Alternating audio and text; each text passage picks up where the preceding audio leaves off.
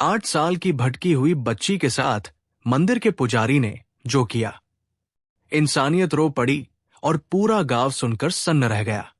लोगों की आंखों से आंसू निकल आए और किसी ने नहीं सोचा था कि एक पुजारी भी ऐसा कर सकता है। दोस्तों, ये सिर्फ एक कहानी नहीं, एक ऐसी सच्चाई है जो दिल को हिला देगी।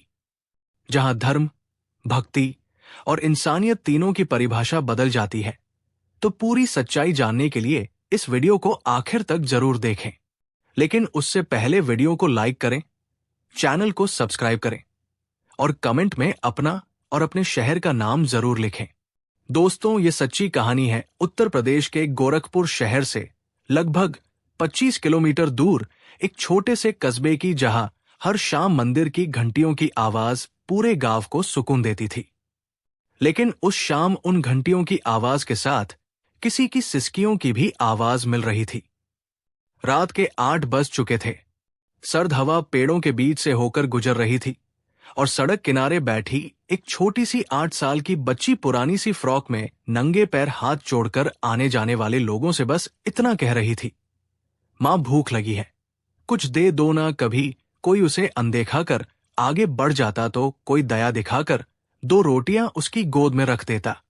लेकिन उस बच्ची की आंखों में जो डर और अकेलापन था, वो किसी भूख से बड़ा दर्द था। वो किसी को अपना नाम भी नहीं बता पा रही थी, क्योंकि उसके पास नाम तो था, लेकिन अब कोई अपना नहीं था जो उसे पुकारे। वो बच्ची थी, या यूं कहिए किसी ने उसे यही नाम दिया था, क्योंकि वो किसी को कुछ नहीं बता पाती थी। लोगों ने बस इतना देखा कि वो पिछले 3 दिनों से मंदिर के बाहर ही बैठी है, ना कहीं जाती है, ना किसी से ज्यादा बात करती है। रात को मंदिर के बरामदे में एक कोने में दुबक कर सो जाती थी, जहां मंदिर के पुजारी रविशंकर जी रोज पूजा के बाद दीपक बुझाकर निकाला करते थे। रविशंकर जी उम्र के लगभग 60 साल के थे। सफेद धोती कुर्ता और माथे पर चंदन का टीका, चेहरे पर एक सुकून और आवाज में वो मिठास जिससे हर कोई उनसे अपनेपन की भावना महसूस करता था। उन्होंने कई बार उस बच्ची को देखा और सोचा, शायद कोई मजदूर की बेटी होगी जो आसपास घूमती है। पर उस रात कुछ अलग था। सर्दी बहुत बढ़ चुकी थी।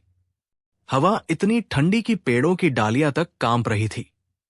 जब रविशंकर जी ने मंदिर का दरवाजा बंद किया तो उनकी नजर फिर उसी कोने में पड़ी जहां वो छोटी बच्ची अपनी दोनों बाहों में खुद को लपेटे ठंड से कांपते हुए सोने की कोशिश कर रही थी।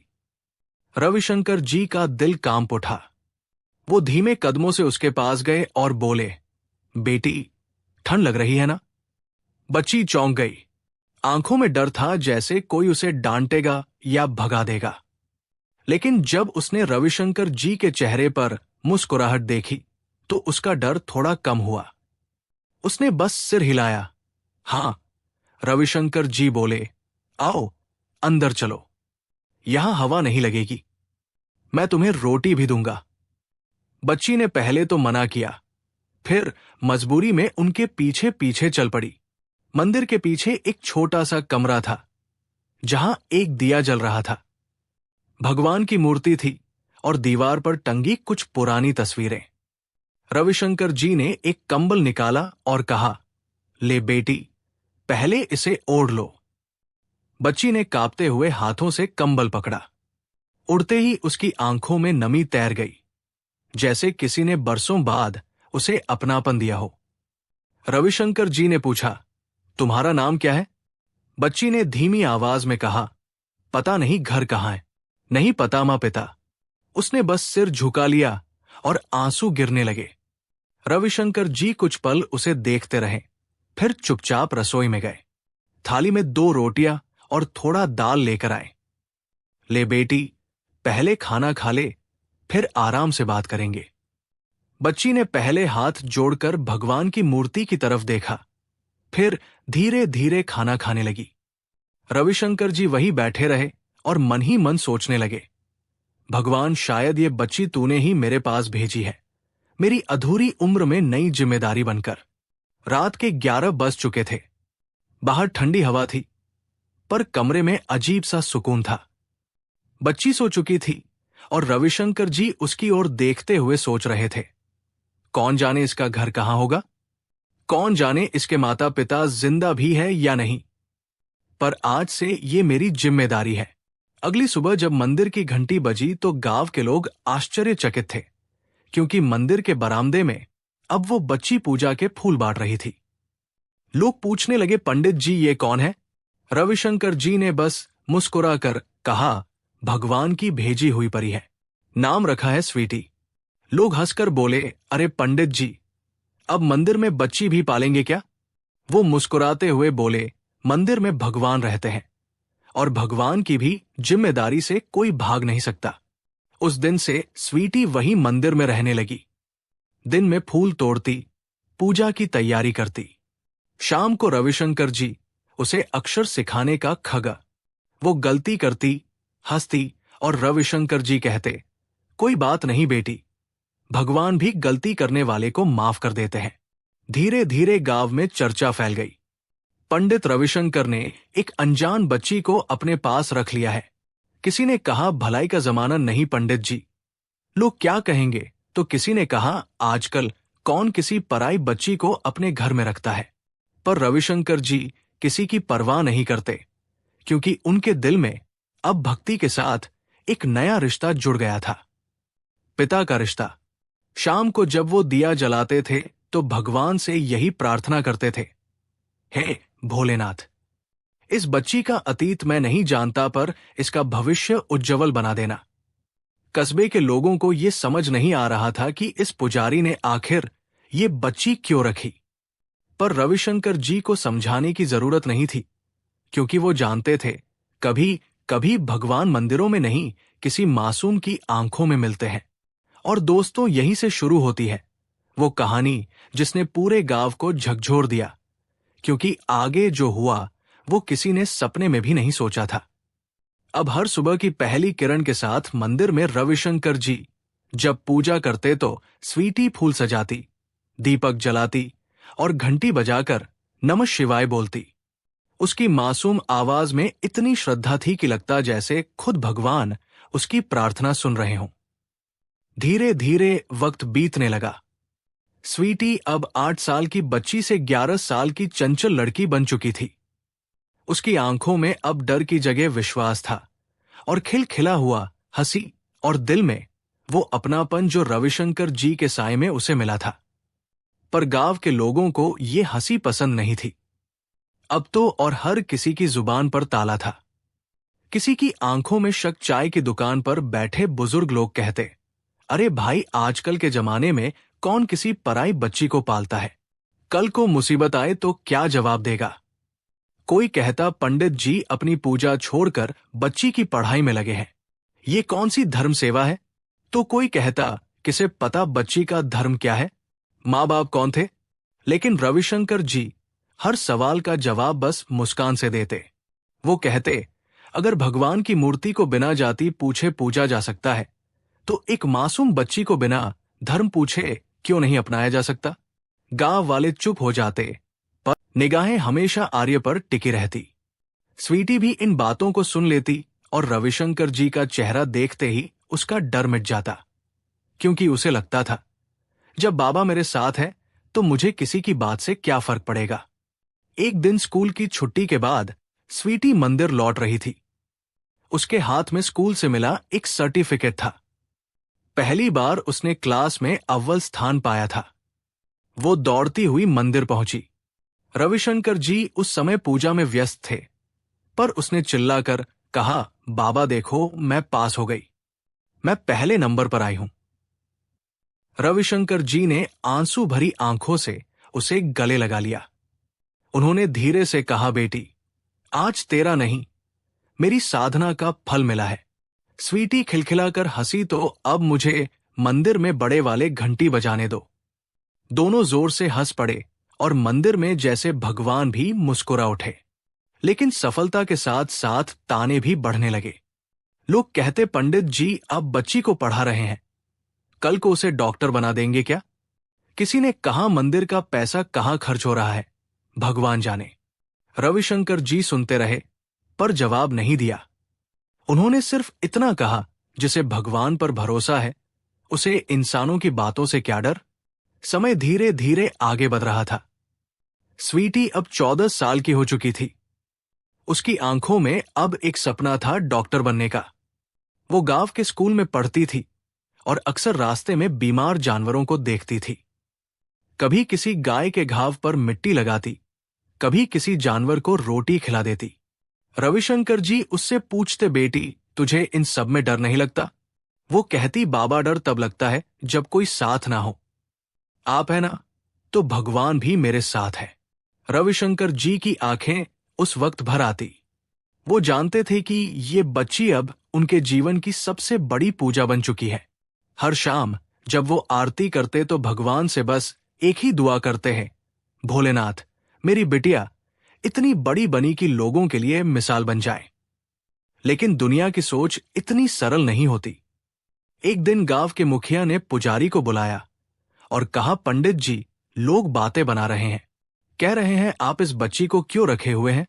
क्या उसकी जाति पूछी, धर्म पूछा? रविशंकर जी ने गहरी सांस ली और बोले, मुखिया जी, जब मैंने अपनी सांस ली थी किसी ने मेरा धर्म नहीं पूछा था, फिर मैं क्यों पूछूं उसकी जाति? ये बच्ची मेरे लिए भगवान का प्रसाद है और मैं प्रसाद को ठुकरा नहीं सकता। मुखिया चुप हो गया, पर पूरे गांव में चर्चा फैल गई। किसी ने कहा, पंडित जी तो सनकी हो गए हैं। किसी ने कहा, भगवान के घर में अब बच्ची पाली जा रही है। पर रविशंकर जी को अब इन सब की आदत हो चुकी थी। उन्हें अब फर्क नहीं पड़ता था कि लोग क्या सोचते हैं, क्योंकि उनके लिए स्वीटी अब बेटी नहीं आस्था थी। धीरे धीरे स्वीटी बड़ी होती गई, उसकी पढ़ाई में लगन बढ़ती गई। गांव का मास्टर भी कहता, पंडित जी ये लड़की बहुत तेज है, इसे आगे भेजिए, शहर में पढ़ने दीजिए। रविशंकर जी चुप रहे, लेकिन मन में कुछ नया अंकुरित होने लगा। रात को जब मंदिर में सन्नाटा होता तो रविशंकर जी भगवान के सामने बैठे बैठे सोचते, अगर मैं इसे गांव तक ही सीमित रख दूं तो इसका भविष्य मेरे पांव की मिट्टी बनकर रह जाएगा। इस बच्ची को आसमान की ऊंचाइयों चाहिए। और अगले ही दिन उन्होंने एक बड़ा फैसला लिया। उन्होंने तय किया कि वो स्वीटी को शहर भेजेंगे, चाहे इसके लिए उन्हें अपनी जमा पूंजी ही क्यों ना बेचने पड़े। जब उन्होंने स्वीटी को बताया तो वो बोली, बाबा मैं कहाँ जाऊंगी, आपसे दूर आप ही तो मेरा घर है। रविशंकर जी मुस्कुराए और बोले, बिटिया घर वो नहीं होता जहां हम रहते हैं, घर वो होता है जहां से हमारे सपनों की शुरुआत होती है। स्वीटी की आंखों में आंसू आ गए, लेकिन उसके भीतर एक आग जल चुकी थी, डॉक्टर बनने की, कुछ करने की और बाबा के नाम को रोशन करने की। और दोस्तों, कहानी यहीं से एक नया मोड़ लेती है, जहां एक पुजारी अपनी बची खुची जिंदगी दांव पर लगा देता है, सिर्फ इसलिए कि उसकी बेटी दुनिया के लिए एक मिसाल बन सके। लेकिन आगे जो होने वाला था वो भगवान के सिवा कोई नहीं जानता था। खैर, गोरखपुर के उस छोटे से कस्बे में अब स्वीटी की कहानी हर जुबान पर थी। लोग कहते थे, पंडित रविशंकर की लड़की बहुत तेज है, कोई कहता भगवान का आशीर्वाद है उस पर। लेकिन सच तो ये था कि उसका आशीर्वाद भगवान नहीं, बल्कि वो इंसान था जिसे उसने पिता की जगह दी थी। पंडित रविशंकर स्वीटी अब 17 साल की हो चुकी थी। उसकी आंखों में एक सपना था, डॉक्टर बनने का। वो दिन रात पढ़ती, गांव के स्कूल से लेकर कस्बे के इंटर कॉलेज तक उसने टॉप किया। फिर भी जब शाम को मंदिर की घंटी बजती तो पूजा में रविशंकर जी के साथ बैठती। लोग दूर दूर से आकर उससे आशीर्वाद लेते, जैसे अब वो खुद किसी चमत्कार का हिस्सा बन चुकी हो। लेकिन एक शाम जब परीक्षा का फॉर्म आया तो उसमें फीस देखकर उसके पैरों तले जमीन खिसक गई। सिर्फ आवेदन की फीस ही इतनी थी कि उसके पास उतने पैसे नहीं थे। वो चुपचाप कमरे में बैठी रही, आंसू गालों पर गिरते रहे। रविशंकर जी ने देखा और बोले, बेटी रो क्यों रही है? वो बोली, बाबा ये फॉर्म नहीं भर पाऊंगी, फीस बहुत ज्यादा है, आपके पास भी अब कुछ नहीं बचा, मैं कैसे आप पर बोझ बन सकती हूं? रविशंकर जी मुस्कुराए, बेटी अगर कोई पौधा बड़ा होना चाहे तो माली को मिट्टी बेचनी पड़ती है। मेरे पास अब एक ही पूंजी है, ये पुराना मंदिर का कमरा और मेरा विश्वास, अगर भगवान चाहेगा तो सब ठीक होगा। अगले ही दिन उन्होंने चुपचाप कस्बे के एक व्यापारी से मुलाकात की और मंदिर के पीछे की वो छोटी सी पुजारी कुटिया, जहां वो बरसों से रहते आए थे, बेच दी, सिर्फ इसलिए कि उसकी बेटी के सपने अधूरे ना रह जाएं। जब शाम को स्वीटी लौटी तो उसने देखा कि मंदिर के कमरे में अब सामान बहुत कम है। वो बोली, बाबा ये सब कहाँ गया? रविशंकर जी ने थाली में प्रसाद रखा और बोले, बेटी, भगवान ने कहा है कि तेरी पढ़ाई अब उनकी सेवा है, अब तू वही कर। स्वीटी समझ नहीं पाई, लेकिन जब उसने देखा कि बाबा का चेहरा उदास है तो बस उनके गले लग गई और बोली, बाबा मैं वादा करती हूं, एक दिन आपका नाम पूरे देश में रोशन करूंगी। कुछ ही दिनों में स्वीटी ने परीक्षा दी और जब परिणाम आया तो गांव में ढोल बजाने लगे। वो मेडिकल कॉलेज में सिलेक्ट हो गई थी। रविशंकर जी की आंखों में आंसू थे, लेकिन वो आंसू दुख के नहीं, गर्व के थे। उन्होंने स्वीटी का माथा चूम कर कहा, बेटी, आज मैंने भगवान को नहीं देखा पर तुझ में जरूर महसूस किया है। स्वीटी की तैयारी पूरी हुई और वो शहर चली गई। बाबा ने उसके लिए कुछ पैसे एक पोटली में बांध कर दिए और कहा, ये तेरा पहला पूंजी है, इसमें मेरी तपस्या का पसीना है, इसे कभी व्यर्थ मत जाने देना। शहर की बस में बैठाते हुए स्वीटी बार बार पीछे मुड़कर देखती रही।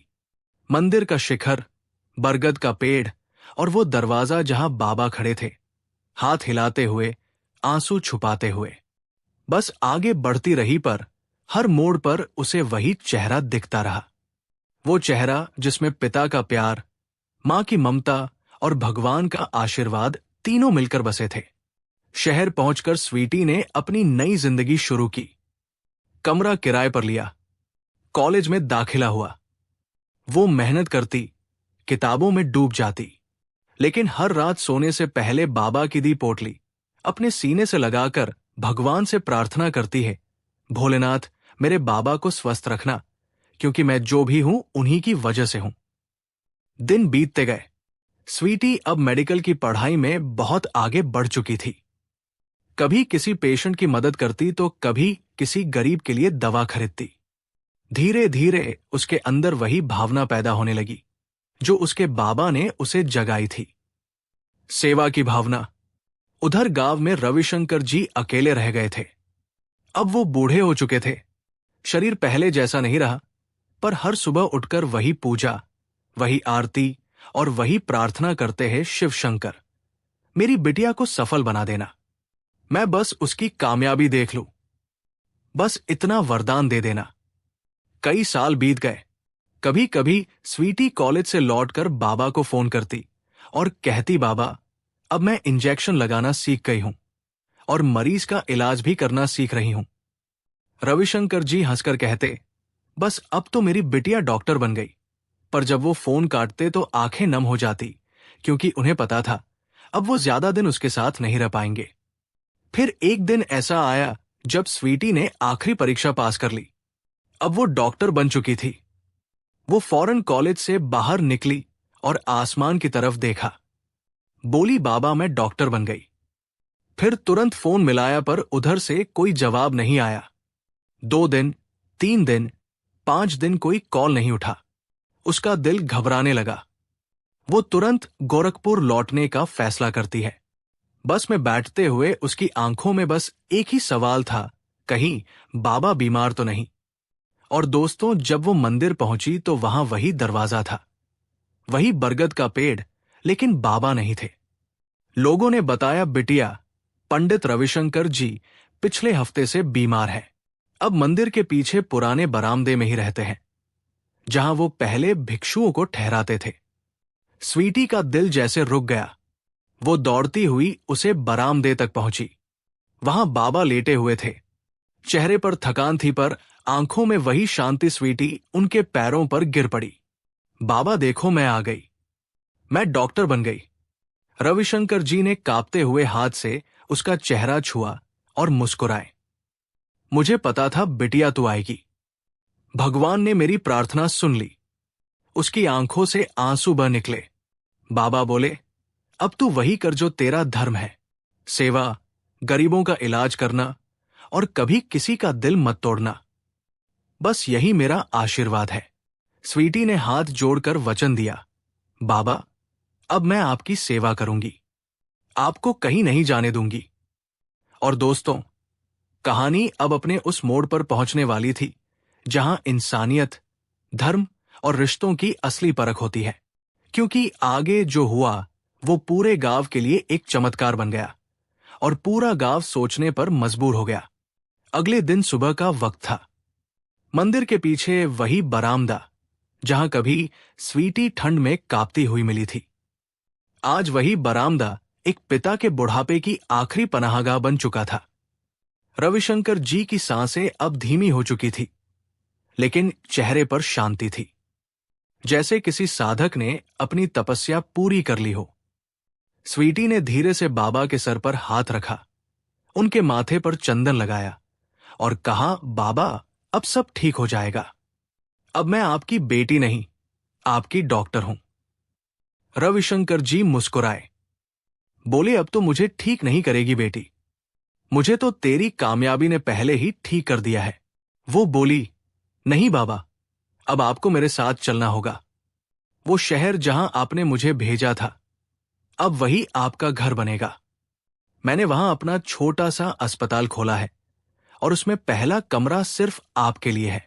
रविशंकर जी के होंठ कांप गए, आंखें नम हो गई। वो धीमे स्वर में बोले, बिटिया, मैं तो अब मंदिर के इस आंगन का हिस्सा हूं। यही भगवान है, यही मेरा संसार। पर स्वीटी ने उनका हाथ थाम लिया। बाबा, भगवान वही रहते हैं जहां भक्ति होती है, और आपके साथ रहना ही मेरी सबसे बड़ी पूजा है। गांव के लोग ये सब देख रहे थे। जो कल तक ताने मारते थे, आज वही श्रद्धा से झुक गए। किसी ने कहा, देखो, ये वही बच्ची है जो कभी मंदिर के बाहर होती थी, आज वही अपने पिता समान पुजारी को अपने घर ले जा रही है। किसी की आंखों से आंसू बह निकले। किसी ने सर झुकाकर कहा, आज समझ आया, भगवान सिर्फ मंदिर में नहीं रहते, वो ऐसे दिलों में रहते हैं जो दूसरों के लिए धड़कते हैं। स्वीटी ने बाबा को अपनी गाड़ी में बैठाया और धीरे धीरे गांव से निकल गई। रास्ते भर रविशंकर जी चुप थे, बस बाहर झांक कर पेड़ों, मंदिर और मिट्टी को देखते रहे, जैसे हर दृश्य को अपनी आत्मा में समेट लेना चाहते हों। शहर पहुंचकर स्वीटी उन्हें अपने अस्पताल ले गई। वो अस्पताल बहुत बड़ा नहीं था, पर हर कोने में इंसानियत की खुशबू थी। दीवारों पर लिखा था, यहां इलाज धर्म नहीं, इंसान देख कर किया जाता है। हर कमरे में जरूरतमंद मरीज थे, कोई गरीब मजदूर, कोई बूढ़ी अम्मा, कोई अनाथ बच्चा। स्वीटी ने सबको देखकर कहा, बाबा, यही मेरा असली मंदिर है जहां हर दिन सेवा होती है, हर दिन प्रार्थना। बाबा की आंखों से आंसू बह निकले। उन्होंने हाथ जोड़कर कहा, है भोलेनाथ, अब मेरी तपस्या पूरी हुई। मैंने भगवान को नहीं, भगवान जैसी बेटी को देखा है। धीरे धीरे स्वीटी का अस्पताल मशहूर होने लगा। हर धर्म, हर जाति के लोग वहां इलाज कराने आने लगे। वो ना के बराबर फीस लेती थी, कहती थी, मेरे बाबा ने मुझे दिया है सब कुछ, अब मैं वही लौटाना चाहती हूं। कुछ महीनों बाद जब रविशंकर जी की तबीयत और बिगड़ गई तो स्वीटी उनके पास बैठी थी। बाबा ने कांपते हुए कहा, बिटिया, जब मैं ना रहूं तो इस अस्पताल में मेरा नाम मत लिखना। बस मंदिर के बाहर उस जगह एक दिया जला देना जहां तू पहली बार ठिठुरते हुए बैठी थी। वो दिया हमेशा जलता रहना चाहिए ताकि कोई और भटकी हुई आत्मा वहां सुकून पा सके। स्वीटी की आंखें भर आई। वो बोली, बाबा, मैं वादा करती हूं वो दिया कभी नहीं बुझेगा। और अगले ही पल रविशंकर जी की सांसें शांत हो गई। स्वीटी फूट फूट कर रो पड़ी।